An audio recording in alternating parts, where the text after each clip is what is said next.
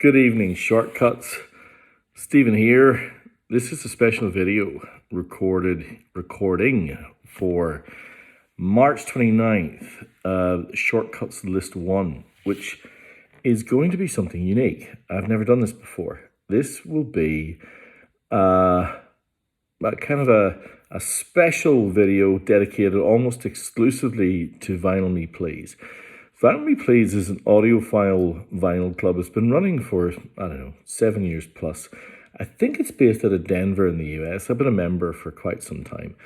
And this record club has produced, quite simply, some of my all-time favorite records, not just in terms of discovering something new that I've literally never heard of, but also just the sheer quality and uniqueness that they bring to their vinyl.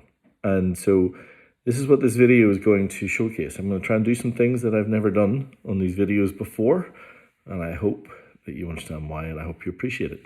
And there's some things to explore here. You will almost certainly find something new. And if you haven't, wow, that's pretty special.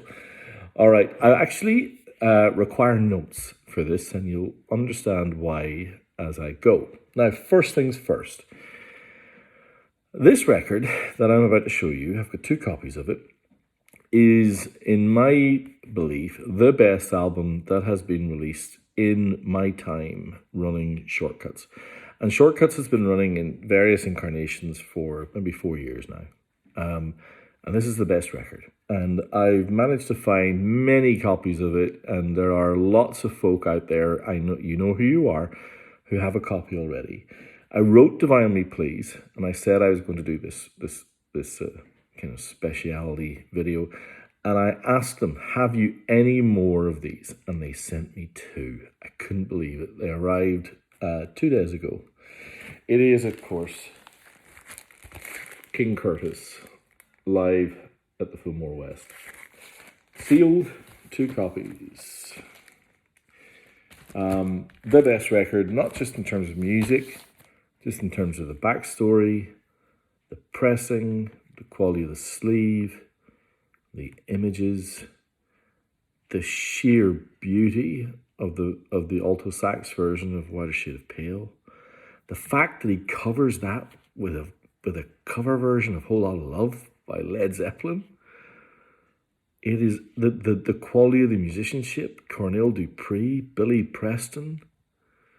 It's extraordinary, and to think that he was stabbed to death on the stoop of his apartment in New York City a few weeks after recording this, it is an absolute tragedy. I'll never have this again. There's nothing more to be said. Right, so that starts the ball rolling with a Shortcuts Blue Chip offering. Everything to come from here on in is new. And nearly all of these are exclusive vinyl pressings that are now long sold out. So what they do is they will find something, think of it the equivalent of crate digging, and they will make 500 copies, 750 copies.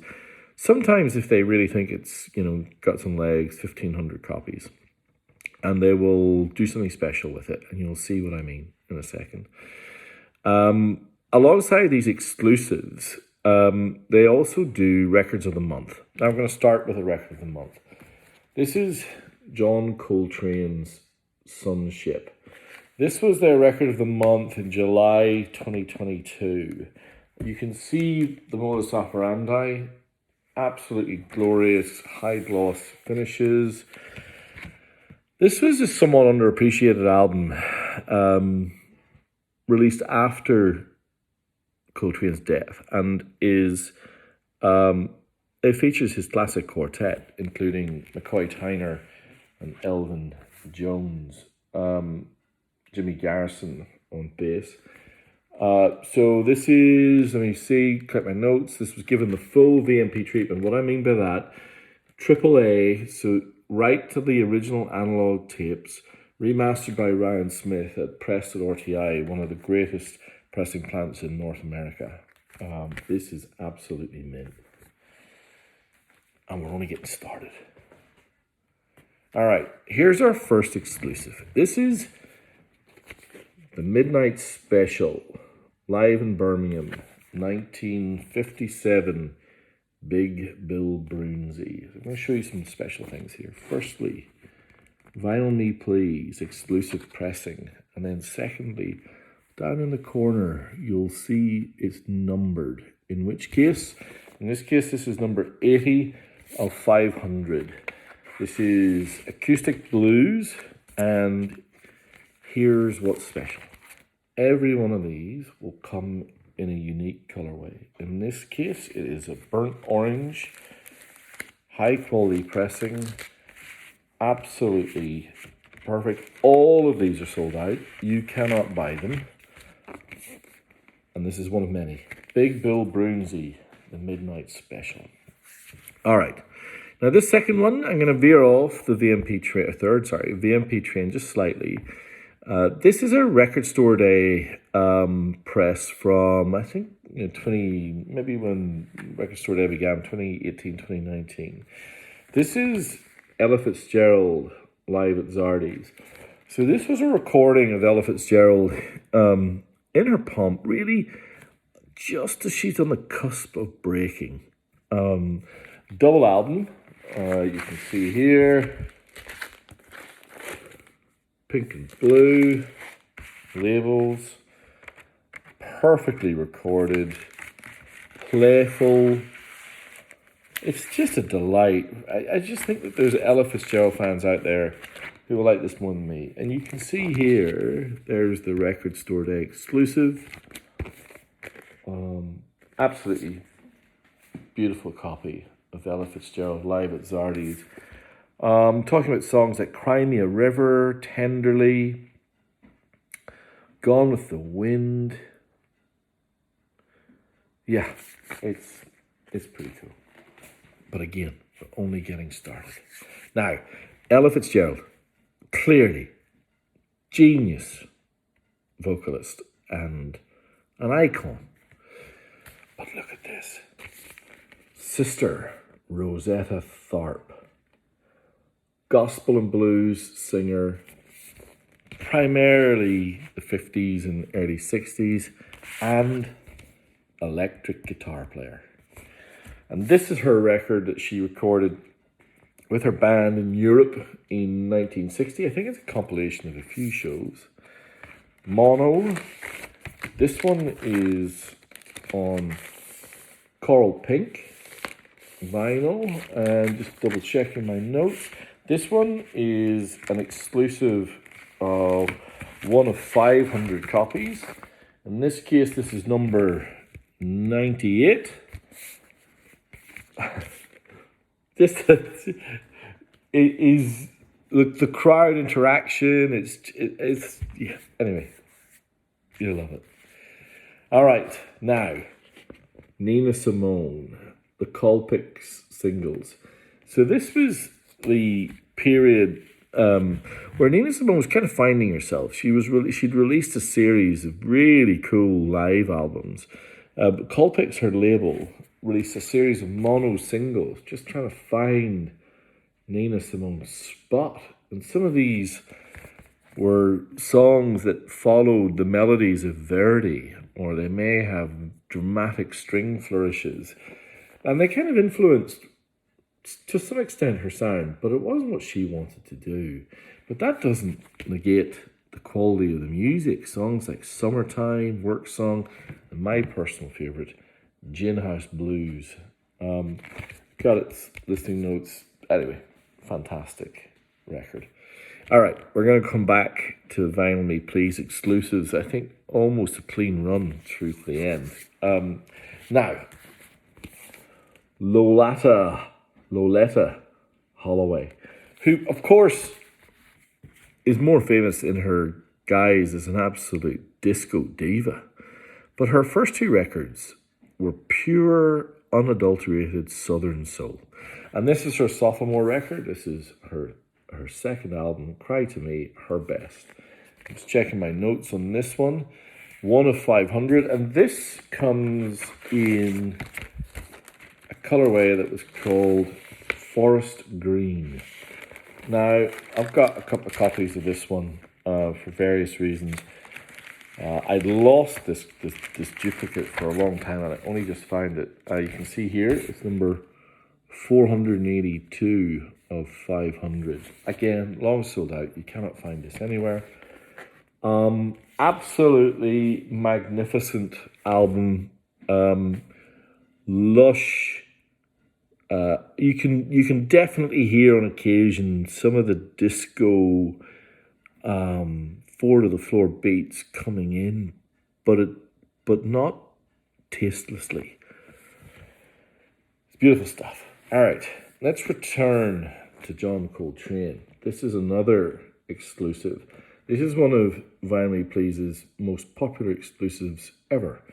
They printed this one, limited it to 1,500 copies, and it's sold out in a matter of days. Let's have a look at the colorway. In this case, it is, and I love this. I'm going to see if I can prove it. Transparent blue. On the Impulse label. So why did this sell out so quickly? This is the same classic quartet lineup from Sunship, Blue Train, that whole kind of amazing era where he was probably the most innovative musician on the planet. McCoy Tyner, Garrison on bass, and Elvin Jones. And you know, just this was a soundtrack that they recorded for a French Canadian movie. They only ended up using a few minutes of the recording. The tapes were found. They were in pristine condition. They were remastered by Ron McMaster and released on the Impulse label. And this is the most desirable copy of this record that you can find anywhere on the planet. The next record, I think, is the most special on the list. And it is, I think, clearly one of the more unique records that Shortcuts has ever had the pleasure to put forward. This is Jonny Greenwood's theme soundtrack to Paul Thomas Anderson's Phantom Thread, starring Daniel Day-Lewis. Now, why is this so special? Let me look at my notes. This was one of 750 copies, one of the fastest selling exclusives in the history of Vinyl Me Please. This has got some really special things. So firstly, let's have a look at the vinyl. In this case, it is green translucent vinyl, which kind of is a throwback to the visual cue of the movie, but also you can see here this beautiful velvet green around the main character, who was a tailor in the movie. Now, some of the things that really make this special. Jonny Greenwood, genius guitar player from Radiohead, wrote the soundtrack, and it is almost exclusively a classical soundtrack, but he also included, for 6 of the songs, the songbook, the melodies, this one's That's As May Be, one of the more upbeat songs on the album, some details on the orchestration, and why he chose what he chose.